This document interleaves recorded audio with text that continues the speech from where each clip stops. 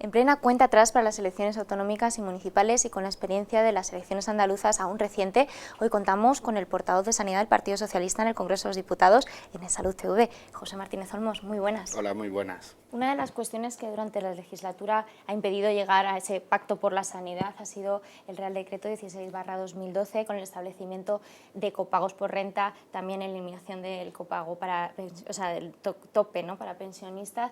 En caso de que el Partido Socialista gane elecciones, ahora en las autonómicas y posteriormente en las generales, ¿cómo se establecería ese copago? ¿Se volvería al anterior? Porque entendemos que se derogaría el 16/2012, ¿no? Bueno, nosotros desde el principio, y en esto hemos coincidido todos los partidos de la oposición del arco parlamentario, estamos contrarios a las medidas del Real Decreto 16/2012, primero porque fueron decisiones unilaterales que consiguieron excluir a más de 800.000 personas de la prestación sanitaria. Y luego porque el copago no se ha planteado de una manera que beneficie a los pacientes, sino por el contrario que los perjudica, entre otras razones, ¿no? Entonces, desde ese punto de vista, el cambio del Real Decreto 16/2012 se puede hacer cuando gobernemos en España. En el ámbito autonómico no se puede, no hay competencia para eso, aunque sí se puede minimizar. Y en ese sentido, lo que planteamos es, en los gobiernos que podamos tener en nuestro poder después de las elecciones, si los ciudadanos nos dan la confianza, es hacer lo que se está haciendo en Asturias y en Andalucía. Por ejemplo, cubrir las necesidades y los derechos de todos los ciudadanos que tengan residencia en esas comunidades autónomas, es decir, que la sanidad sea universal. Pero los cambios en profundidad del Real Decreto 2012 los abordaremos para las elecciones generales porque es competencia del Gobierno del Estado. ¿Y se sabe por qué línea podrían ir esos cambios? Sí, hombre, de entrada nosotros haríamos que la sanidad fuera un derecho de ciudadanía, como estaba antes del 16/2012, que además tengo que recordar que fue un acuerdo entre el Partido Popular y el Partido Socialista el que eso fuera así. Esa ruptura unilateral nunca tuvo sentido y el Gobierno trata de rectificar de alguna manera esa decisión con los inmigrantes, que además no tiene un coste económico relevante. Pero sí que, por ejemplo, planteamos que nosotros haríamos que los medicamentos para los pensionistas fueran gratuitos y también para los pacientes de enfermedades raras y algunos otros cambios que también hay que hacer en ese sentido. Pero también es verdad que habrá que ver cuando llegue el momento, cuando ya se convoquen las elecciones generales, cuál es la situación económica del país para afinar en medidas más concretas de refuerzo del Sistema Nacional de Salud. Una de las cuestiones que ha planteado el Partido Socialista de cara a las elecciones, primero las autonómicas, es blindar la sanidad, asegurar que se blinda la sanidad en todos los territorios donde gobierne. ¿A qué se refiere con blindar esa sanidad? ¿Dónde está el límite o el tope para que realmente se asegure esa calidad? Bueno, es que hay un problema fundamental que se ha agravado durante estos 4 años y es la enorme desigualdad que tienen los ciudadanos en función de qué comunidad residan, no solamente en la calidad, sino también en la cantidad de las prestaciones. Y en ese sentido hay que hacer un enorme esfuerzo de cohesión. Esa es una primera cuestión. Hay que plantearse también una mejor financiación de la sanidad. Yo creo que hay que aprovechar la mejora de la economía para que llegue efectivamente a los ciudadanos y una manera de hacerlo es poniendo más recursos en la sanidad pública. Y luego hay derechos como, por ejemplo, los de la muerte digna, que nosotros entendemos que se tienen que blindar también para hacer posible que poco a poco avancemos más en la calidad asistencial. Y finalmente me parece que hay un debate pendiente de cómo asegurar que la innovación que pueda venir de manos de la industria farmacéutica, de la industria de las tecnologías sanitarias o incluso de la mejor organización del sistema sanitario, cómo hacer que la innovación llegue y se eviten las situaciones que hemos visto en esta legislatura con los fármacos oncológicos, como por ejemplo las nuevas terapias de hepatitis C. Uno de los temas también candentes es el control, bueno, siempre lo ha sido, ¿no?, del gasto farmacéutico. ¿Ha habido alguna negociación para ligar el Producto Interior Bruto con ese gasto farmacéutico? Bueno, parece ser que el Gobierno y Farmaindustria están hablando en esa dirección.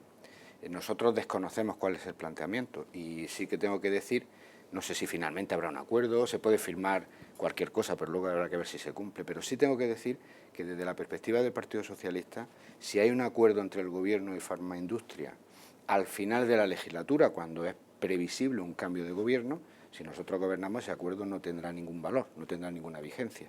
Esa es una situación que en caso de tener que abordarla debiera de hacerse contando, por supuesto, Gobierno y Farmaindustria, pero contando con la oposición y contando con las comunidades autónomas. Y eso no está siendo así. Por lo tanto, no somos partidarios de ese planteamiento y si finalmente se firma y nosotros gobernamos dentro de pocos meses, no tendrá ningún valor.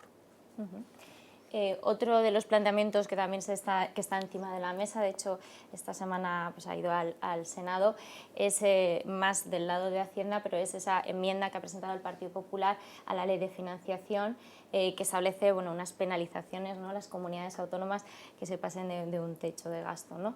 De alguna forma el Partido Socialista está de acuerdo, porque ha sido una medida que ha sido bastante criticada por las comunidades autónomas. Hombre, es que es lógico que se critique porque de entrada nosotros tenemos un grave problema de financiación autonómica en general, que en lo particular supone que las comunidades autónomas en general tengan dificultades para poder pagar lo que supone el funcionamiento del sistema sanitario, y de hecho la financiación es muy diferente en una comunidad que en otra. Si además de eso el gobierno pone techo de gasto para conseguir sus objetivos en Europa, pues lógicamente en una situación donde la sanidad ya es insuficiente, el poner un techo de gasto unilateral por parte del gobierno puede hacer que los servicios sanitarios queden estrangulados. Yo creo que ese no es el planteamiento. El planteamiento sería sentarnos todos, ver cuál es el coste real de la sanidad hoy, qué puede suponer en los próximos 4 o 6 años con posibles innovaciones que puedan venir, y ver qué financiación se necesita, y a partir de ahí sí se puede hablar de un control del gasto, pero un control de gasto previo a lo que son las necesidades es seguir estrangulando la sanidad pública. Hay que decir que en esta legislatura la sanidad pública ha perdido más de 20.000 millones de euros acumulados de financiación, que son los mismos que están en déficit en modo FLA, pero es el déficit que se ha creado en esta legislatura. Cuando el Partido Popular acusaba que heredó un sistema con 16.000 millones de euros de deuda, hoy tiene 20.000 millones de deuda. Y por lo tanto, no es esa la solución. El Partido Socialista ha apoyado en numerosas ocasiones las subastas que se establecieron en Andalucía, las llamadas subastas andaluzas, de gobernar en otras comunidades y también a nivel nacional. ¿Se establecería o se extendería ese sistema? Bueno, nosotros tenemos que decir que en el Real Decreto 9/2011 el Gobierno socialista pactó con el Partido Popular un modelo de subasta nacional. Y ahí está recogido y apoyado por el Partido Popular. Cuando llegaron al Gobierno buscaron otra alternativa, se fueron al copago. En la subasta suponía un modelo de ahorro sin que cargaran sobre los bolsillos de los pacientes, y cuando Andalucía desarrolla ese modelo de subasta lo boicotean. Nosotros pensamos que el modelo de subasta nacional es un buen modelo. De hecho, la compra centralizada es una subasta nacional. Es una subasta. Por lo tanto, el modelo de subasta va a ser el modelo que impere de una manera, con una modalidad A o una modalidad B en el futuro, porque se trata de que aquellos productos que ya no están bajo patente, en donde hay varios proveedores, puedan competir para ofrecer el mejor precio a la sanidad pública. Por lo tanto, sí que vamos a seguir con un modelo de subasta, sea compra centralizada en unos casos, sea subasta para proveer en las farmacias en otros casos, es decir, aquello que consideremos entre todos que nos puede dar más eficiencia. Pero aquí hay mucha... yo creo que es como no querer reconocer por parte del gobierno que está haciendo subastas. Y es así. No hay... Lo que pasa es que la Andalucía la ven como una gran competidora, ha habido una interferencia, le han dicho a las grandes compañías que no vayan porque si no entonces les podrían acarrear consecuencias, y eso modula de alguna manera los posibles resultados. Yo estoy satisfecho con el modelo de subasta de Andalucía, aunque no es el ideal precisamente por la interferencia del gobierno. Pero el futuro va por ahí, no nos engañemos. Siguiendo con el tema farmacéutico, pero cambiando un poco de tercio, últimamente se habla mucho de la necesidad de legislar o de avanzar en biosimilares. ¿Cuál es la postura del Partido Socialista al respecto? Nosotros somos partidarios de favorecer la entrada de biosimilares, por supuesto que con todas las garantías que lógicamente se tienen que exigir en materia de seguridad y de eficacia, ¿no? Por lo tanto, yo creo que ese es un camino que hay que seguir explorando. Somos partidarios de ir en esa dirección, pues teniendo en cuenta que nos pueden generar también eficiencias y ahorros, porque de alguna manera yo creo que hay varias formas de asegurar la innovación en el Sistema Nacional de Salud. Una de ellas, no es la única, es generar ahorros en aquellos productos que ya pierden patente. En unos casos son genéricos los que se pueden producir y en otros son biosimilares. ¿Estaríais a favor de que se formen conjuntos homogéneos entre biológicos y biosimilares? Bueno, yo creo que ese tema para hacerlo tiene que contar con todas las bendiciones técnicas. Tiene que haber una garantía desde el punto de vista técnico de que se puedan hacer. Se ha hablado en repetidas ocasiones, el Partido Socialista también, de una posibilidad de un pacto por la innovación. ¿Cuáles serían las bases de ese pacto? Bueno, nosotros fuimos los primeros y creo que los únicos que hemos planteado la necesidad de un pacto por la innovación, independientemente de que no hubiera un pacto de Estado por la sanidad, porque ya anticipábamos al inicio de la legislatura, con los retrasos en la aprobación, en la fijación de precios y luego en el acceso de medicamentos fundamentalmente oncológicos, ya veíamos que había muchos retrasos, muchas dificultades y mucha desigualdad. Y anticipábamos lo que luego pasó, por ejemplo, con las nuevas terapias de hepatitis C, que por diferentes razones trascendieron a la sociedad y han generado un gran debate.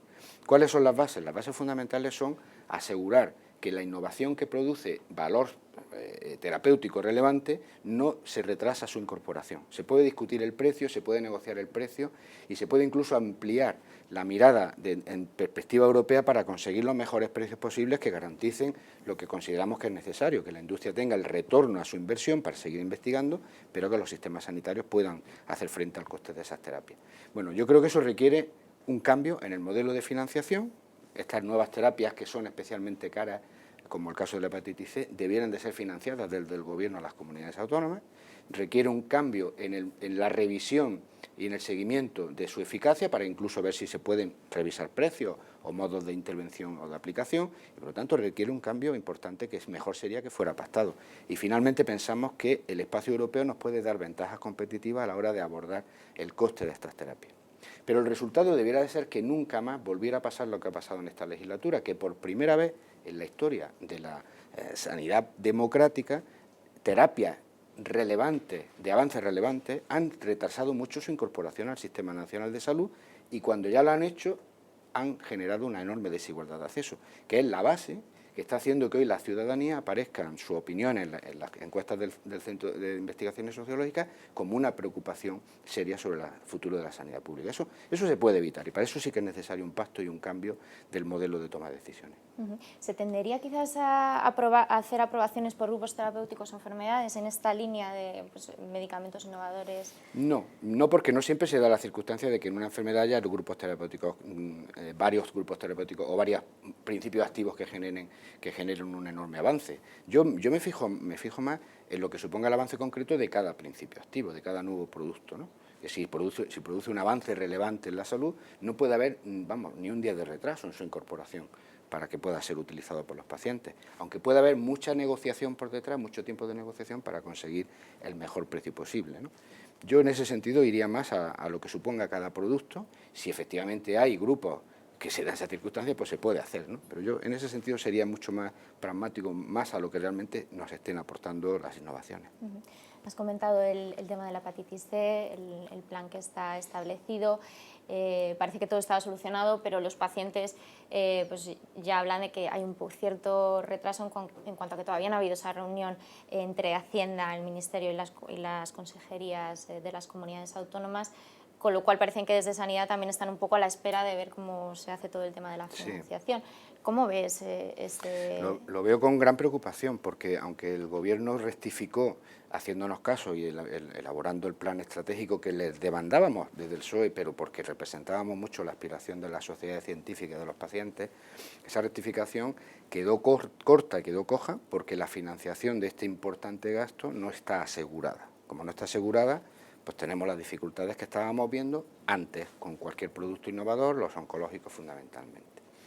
¿Qué pasa? Que hay una enorme opacidad de cuál ha sido realmente el acuerdo entre el Gobierno y las compañías farmacéuticas. Hay una enorme opacidad entre cuáles son las condiciones de esa financiación, préstamo que el Gobierno estaría dispuesto a hacer a las comunidades autónomas. Hay dudas de que ese préstamo vaya a todos los productos o solo a algunos. Es decir, hay un enorme lío interno. Y precisamente el Gobierno debería de aclararlo. Hay un enorme lío interno y una enorme preocupación. Y aunque hay opacidad, todo se sabe. Y lo que se sabe es que no se han hecho bien las cosas y lo están pagando los ciudadanos. ¿Por qué? Porque se está retrasando la aplicación, se está retrasando el acceso y además se está haciendo de manera diferente en cada comunidad autónoma. Y este para mí es el principal problema que deriva en la reflexión que hacía antes sobre la necesidad de hacer bien las cosas en el ámbito de la innovación. Con la crisis económica ha habido ajustes. Uno de los sectores que más lo ha sufrido, lo comentan desde la OMC, lo comentan desde el Consejo General también de Enfermería, son los recursos humanos. Los profesionales han visto aumentar bastante, o sea, muy significativamente su precariedad laboral. ¿Qué ¿Qué medidas se plantearían desde el Partido Socialista para solventar de alguna forma esta situación? Nosotros no vamos a prometer lo que no es fácil de hacer, lo que no se puede hacer. En el ámbito de los recursos humanos, como pasa en otros ámbitos de la sanidad pública, estamos muy condicionados por la disponibilidad de recursos. Y hay una relativa incertidumbre de cómo va a evolucionar la economía en los próximos años. Y yo creo que ese es un condicionante fundamental. Bien, si la hipótesis se cumple de que la economía va a ir a mejor en los próximos años, nosotros lo que sí haremos es asegurar que una parte de la mejora en el crecimiento económico la vamos a dedicar a la sanidad. Y eso significa ir recuperando cosas que se han perdido. Unas irán a recursos humanos, otras irán a tecnología, otras irán a inversión y reposición de material. Pero yo creo, además, precisamente esta reflexión la hago sobre todo por el enorme respeto que le tengo a los profesionales. Yo creo que a los profesionales no se les puede prometer lo que no se va a cumplir. Y yo creo que más que nada podemos ir avanzando en reponer algunas decisiones que fueron equivocadas. Por ejemplo, la tasa de reposición en jubilaciones tiene que ser del 100%, para no perder efectivo. Hay que hacer un esfuerzo para ir teniendo más recursos para sustituir a profesionales. Hay que hacer posteriormente un mejor esfuerzo por mejorar las retribuciones, pero todo eso va a ir condicionado a la situación de la economía. Mientras tanto, prometer cosas puede ser equivocado. Y sin embargo, cosas que no cuestan dinero sí se pueden prometer. Yo creo que hay que avanzar ya de una vez en autonomía en la gestión para los profesionales sanitarios. Creo que es buena recoger iniciativas de las profesiones, como por ejemplo la que hace la OMC para digamos, la recertificación de los profesionales, cuestiones de este tipo, y creo que se puede apoyar a los profesionales a que tengan más capacidad para decidir qué innovaciones se incorporan, cómo se usan, y por lo tanto que su papel como profesionales sea cada vez más relevante. Mejoras profesionales, mejoras retributivas, mejoras en términos de sustituciones o de personal, tiene que ir vinculada a la disponibilidad de recursos, que está vinculada a la mejora de la economía. Las encuestas electorales plantean un panorama con votos mucho más repartidos, muchos más partidos, más plural. ¿Esto facilitará o dificultará las negociaciones en materia sanitaria, farmacéutica, desde tu punto de vista? Bueno, va a depender de cada caso, porque nosotros creo que en España, aunque no es muy frecuente, pero hemos tenido experiencias de gobiernos de coalición y no han sido negativas. Entonces, ¿de qué depende? Fundamentalmente de que si hay que hacer acuerdos para coaligarse y gobernar, haya un acuerdo de gobierno muy explícito y con los compromisos lo más concretos posibles. Luego, eso ya depende después de la lealtad entre los partidos que se coaligan. Las experiencias no han sido negativas. No me parece que vaya a ser malo para la sanidad si se da una circunstancia de gobiernos de coalición. Al contrario, yo creo que podemos hacer incluso que algunos que están llegando a la política desde la utopía vean que, bueno, está bien plantearse algunas cosas nuevas que muchas veces desde fuera es más fácil de ver que desde dentro, pero vean también que hay una realidad, aterricen y acordemos, ¿no? Vamos a ver cómo. Yo soy optimista en relación a nuestra capacidad como sociedad de articular respuestas que sean sensatas, sea con un solo partido o sea con partidos que se tengan que coaligar. Eso es lo que espero. ¿Y más fácil un pacto por la sanidad? Es el deseado pacto por la sanidad. Va a ser inevitable. Es difícil, pero va a ser inevitable. Porque yo creo que gracias a la incompetencia del gobierno en la incorporación de la innovación, que ha sido, yo creo que si hubiera que decir qué ha hecho mal este gobierno en sanidad, pues ha hecho muchas cosas, pero lo que ha quedado ha sido el daño en la credibilidad del sistema ante la ciudadanía, la credibilidad de que el sistema va a ser capaz de incorporar las innovaciones. Eso no había pasado nunca. Bueno, yo creo que gracias a esa incompetencia somos todos mucho más conscientes de que eso hay que arreglarlo. Porque si no, nuestra sanidad entonces no tendría el valor y el sentido que la gente le había dado los últimos 35 años, que es simplemente saber que las innovaciones llegaban a quien lo necesitaba, más allá de que hubiera problemas de gestión, que siempre son posibles y que siempre son también que se pueden abordar, pero la gente no tenía la sensación de que si tenía una enfermedad grave iba a tener problemas para acceder a la innovación. Esta es la gran, digamos, enseñanza que podemos sacar de la etapa del Partido Popular, a pesar de que en mi caso yo lo he denunciado durante toda la legislatura, ¿no? Pero me parece que eso nos va a dar como resultado la necesidad de hacer un pacto. Si como mínimo hiciéramos un pacto por la innovación, yo me daría por satisfecho.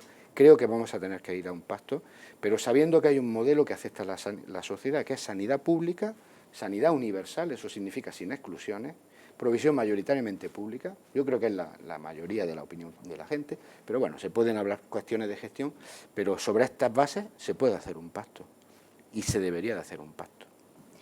José Martínez Olmos, seguiremos hablando seguro de todas estas cuestiones en los próximos meses. Muchas gracias por haber estado en Salud TV. Gracias a vosotros.